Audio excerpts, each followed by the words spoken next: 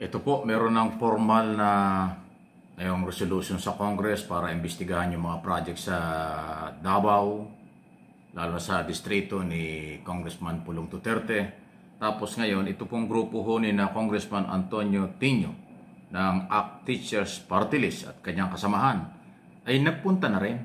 Sumulat na rin po sa ICI, Independent Commission for Infrastructure, under Justice Andy Reyes, at kanilang hinihiling din po ang formal na pagpapatawag at investigasyon ito kay Pulong Duterte. Although may report naman na parang willing itong si Pulong Duterte humarap sa mga investigasyon. Ito ang sinasabi po ni Congressman Tino. Itong pag-aaral namin sa mga sa ilang mga flood control projects sa Davao City. Actually, ginawa namin itong House Resolution and we filed it as a House Resolution around, I think, mga 2 weeks ago. Okay. Tapos, even then, nung final natin ito, ay nagpayag din kami na dadalhin din natin sa ICI. So, kaya lang may mga intervening events, not least of which yung mga bagong revelations coming from Zaldi. Ayan o. So, ang pinag-usapan dito, umano yung nagkakahalaga ng 4.4 billion. Yung unang na-discover nila nung kailang grupo, 4.4 billion project dyan sa Davao City. At kanilang piniwalaan na baka kabahagi ito, kasali ito, kasama ito, doon sa 51 billion na pundong nadala sa Davao City noong panahon ng Duterte administration. Na kinumpirma rin ni Undersecretary Cabral bago ito nag-resign dyan sa Department of Public Works and Highway na meron ng ganong kalaking pondo na na-download dyan po sa Davao. So, kung merong resolution for in aid of legislation investigation sa Congress, hindi natin alam kung matutuloy yan kasi hindi nag-iimbestiga ang Congress, ang ICIO ang pinuntahan itong grupo ng nito si Congressman Tino. So, dalawa kasi yung venue niyan sa Kongreso in aid of legislation. Dito naman sa ICI, ay ito yung formal investigation na binuo ng Pangulo sa mga posibleng korupsyon sa flood control project at infrastructure project. Ayan to, talagang hindi talaga may tatago. Although sinabi ko nga kanina, may balita naman na si Pulong Duterte ay willing humarap sa anumang investigasyon. So tama lang, ay kailangan niya para kung ma-justify niya na tama yung pinagamitan ng pondo, di wala siyang problema. Kung hindi naman, ayun ang problema. Pero siyempre, ang investigasyon hindi mawawala. Kasi pera ito ng bayan. Dapat talagang mabigyan naman ng proteksyon ang pera ng mamamayang Pilipino. Ayun. Any comment? Naku, talaga hong tuloy-tuloy ang mga kasong ito. Samantala, si Crasanda Ong ay nasa bansa pa rin. Aba, mabuti na lang. Ito po yung may kinalaman sa Lucky South 99 Pogo. Na kung yung magunita, kasama niya rito si Atty. Harry Roque na dinay pero siya kinasuhan na ng qualified human trafficking kasama ni Ong. Si Ong at si Harry Roque parehong merong standing warrant of arrest. Buhay na warrant of arrest. At non-bailable offense po yung kanilang mga kasong yan kaya hinahanap. Pero magandang balita, base dito sa mga pinaka-call report mula sa mga otoridad mismo, ay nandito raw sa Pilipinas, hindi pa nakakalabas. Kasi dati, lumabas na ito, di ba? Kasama si Crasanda Ong at saka itong si Alice Goong convicted na nung araw. Nakatakas itong mga ito Pero nahuli yan sa Malaysia at Indonesia. Ngayon, kala nila nasa labas. Ngayon ang balita, nandito pa rin.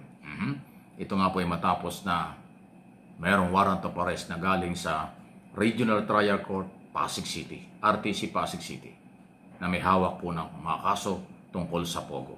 So, sana ay mahuli na at nang mabigyan naman ng hustisya ang mga mali nilang ginawa tungkol sa gambling, illegal Pogo operation na sila lang ang kumita. Ang gobyerno talon-talo dito. Kaya kung sila pinapanagot. Qualified human trafficking, non-bailable offense. Katulad po ng kaso ni Alice Goong kung saan si Alice Goong at kanyang kasamahan ay tapos na ang trial, convicted na habang buhay na pagkakakulong. Itong si Ong at saka si Harry Roque, pag napatunayan, ganun din ang mangyari sa kanila. Habang buhay na pagkakakulong. Kaya nga yung mama ay takot na takot umuwi ng Pilipinas. Papasyal-pasyal doon sa Europe. At habang namamasyal siya sa Europe, patuloy din ang kanyang batikos kay Pangulong Marcos. May panawagan siyang resign Marcos. Marcos resign. May panawagan din siyang mag-people power ang mga Pilipino laban kay Marcos. Yan ang ginagawa ni Harry Roque. Pero yung kanyang kaso rito, ayaw niyang harapin. Abogado naman siya, dapat alam niya yung rule of law. At dapat panagutan niya yung mga posibleng naging kasalanan niya. At hindi naman niya pwedeng takasan yan. Kaya gustong-gusto niyang palitan si Pangulong Marcos, ilagay si Sara Duterte, dahil akala niya, pag si Sara ay umupo rito, makakauwi siya ng Pilipinas, mawawala ang kanyang kaso. Aba, yun ba yung agenda niyo? Hindi pwede yun. Kahit sino maging presidente, napapalit kay Pangulong Marcos, lalo na sa 2028 at 2028 naman matatapos ang term ng Pangulo, dapat ituloy ang kaso. Hindi pwedeng pag nagpalit ng Pangulo, i-dismiss yung kaso, ibabaliwala ang kaso dahil kakampi o kung sino man. Hindi pwedeng ganun. Anong klaseng justice yun? Hindi pwede. Yung kasi ang inaasahan ng mga makaduterte na may mga kaso na mga pwedeng makasuhan. Gusto nila, pag nawala si Pangulong Marcos, ang kanilang paniniwala, mawawala na yung kaso. Madidismiss. Ay, nako ha. Hindi ho political issue ito. Hindi political harassment ito. Ito ay basihan, may basihan ng mga ebidensya tungkol sa illegal pogo operation at kung merong kinalaman naman sa graft in corruption sa flood control, ibang issue yun. Taong bayan ng complainant, pambira naman kayo ha. Nililinlang nyo kami ay hindi magpapalinlang ang channel na ito. At gagawin ko ang lahat ng paliwanag para sa mga Pilipino sa buong mundo kung anong tama at mali. At ito yung aking paniniwala. Ang katotohanan at siyang tama, panagutin ng kahit sino. Kahit matapos ang term ng Pangulo, panagutin pa rin ang may mga nakapending na kaso. Hindi pwedeng madismiss yan dahil kampihan sa politika. Kahiya-hiya tayo. At kawawa ang maliliit pagkaganyan. Dapat, basta may pananagutan, basta may ebidensya, merong pananagutan. Kahit magpalit ng Pangulo, magpalit ng gobyerno sa 2028, ay tuloy pa rin ang paglilitis sa kanila.